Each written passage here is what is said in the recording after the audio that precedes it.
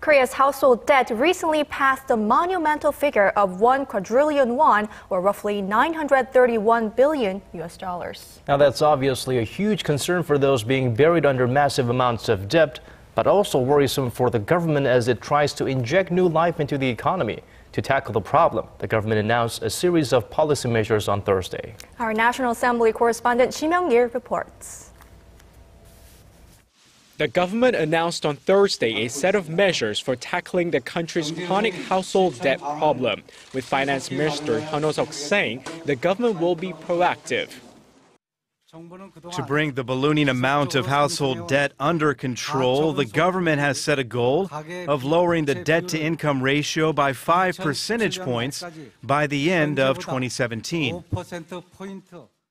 The debt-to-income ratio stood at 164% as of the end of 2012.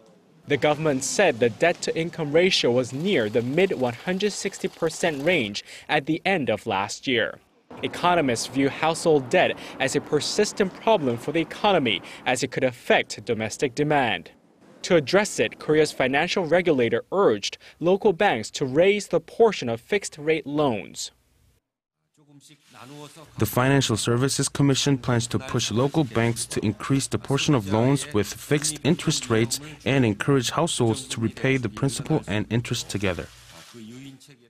The regulator hopes to raise the portion of both fixed-rate loans and principal interest repayments to 40% by the end of 2017.